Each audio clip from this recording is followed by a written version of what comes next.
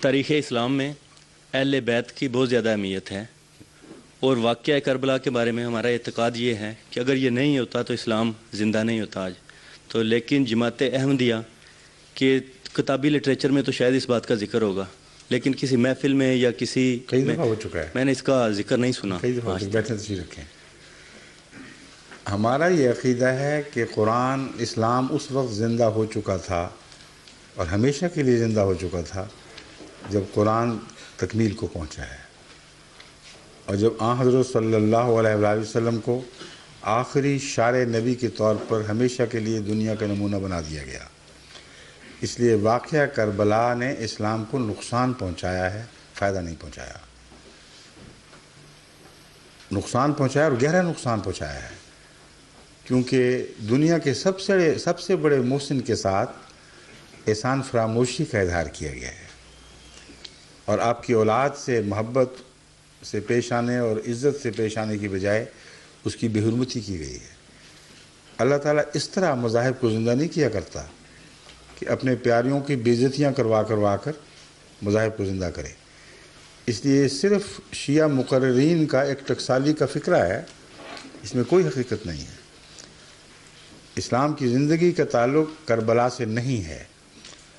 اسلام کی زندگی کا تعلق رسول اللہ صلی اللہ علیہ وسلم اور قرآن کریم اور وہ صحابہ جو آپ نے پیدا کیے، ان کے اخلاق، ان کے اعمال حسنہ سے ہے، اور یہ کسی واقعہ کربلا کا محتاج نہیں۔ واقعہ کربلا سے پہلے بھی تو میدان جنگ میں مسلمانوں کو قربانیاں دینی پڑی ہیں، اور رسول اللہ صلی اللہ علیہ وآلہ وسلم خود ایک موقع پر اتنے زخمی ہوئے کہ لوگوں نے اعلان کر دیا، دشمنوں نے، کہ اب وفات پا شہید ہو گئے۔ انہوں نے تو شہید نہیں کہا، انہوں نے قتل کر دی۔ اور اس واقعہ کا ذکر قرآن کریم نے اس طرح پیش فرمایا ہے کہ اس سے بہت نقصان پہنچا ہے، تکلیف ہوئی ہے، اور استغفار کرنی چاہیے ان لوگوں کو جو اس واقعہ کے شاہد ہیں، اور اس کے بد نتائج سے اللہ نے محض اپنے رحم سے ان کو بچا لیا۔ تو رسول اللہ صلی اللہ علیہ وآلہ وسلم کی قریبی شہادت سے تو اتنا نقصان پہنچا تھا کہ قرآن کریم نے اس کا ذکر کیا ہے اور اپنے فضل کا اظہار فرمایا ہے کہ خدا کا فضل نہ ہوتا تو وہ تمہیں نہ بچاتا، اس کا بہت بڑا نقصان ہونا تھا۔ لیکن رسول اللہ صلی اللہ علیہ وسلم کے نواسوں کی شہادت سے اسلام زندہ ہو گیا، یہ کیسے ہو سکتا ہے؟ پھر واقعہ کربلا میرے نزدیک انتہائی دردناک واقعہ ہے، جس پر مسلمانوں کو استغفار کرنا چاہیے، اور پہلوں کے لیے بھی استغفار جائز ہے، آئندہ لوگوں کے لیے بھی استغفار جائز ہے۔ قرآن کریم تعلیم دیتا ہے کہ اپنے آباء و اجداد کے لیے بھی استغفار کرو۔ بس میرا تو یہ رد عمل ہے کہ جب میں واقعہ دردناک واقعہ پڑھتا ہوں تو استغفار کرتا ہوں ان لوگوں کے لیے بھی جنہوں نے ظلم کیا ہے۔ اگر وہ آنکھیں کھول کر ظلم کرنے والے ہیں تو میرا یہ عقیدہ ہے کہ ایسے لوگوں کو سزا کے بغیر نہیں چھوڑا جائے گا۔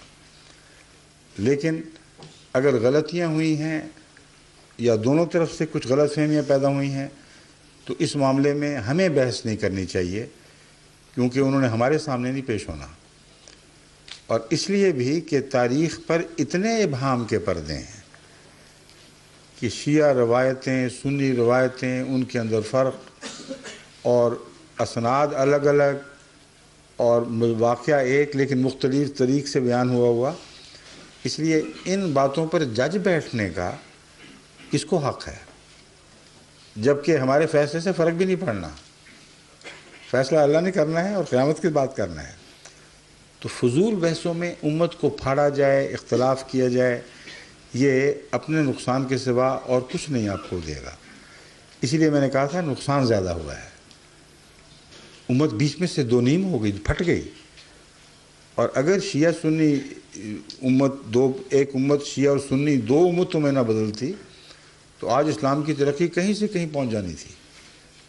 بہت بڑے نقصان اسلامی تاریخ میں شیعہ اور سنی اختلاف کے نتیجے میں ہوئے، ہلاکو خاں کا حملہ ہوا، اور بہت سے ایسے نقصانات پہنچے ہیں جن پر تاریخ گواہ ہے، جس کی بنیادی وجہ شیعہ سنی اختلاف تھا۔ تو اس لیے میرے نزدیک اگر آپ اجازت دیں معذرت کے ساتھ، میں یہ تسلیم نہیں کرتا کہ اس واقعے سے اسلام زندہ ہوا ہے. اس واقعے سے اسلام کی زندگی کو بڑا سخت صدمہ پہنچا ہے، اور اس کے نقصان آج تک ہم دنیا میں دیکھ رہے ہیں. شکریہ.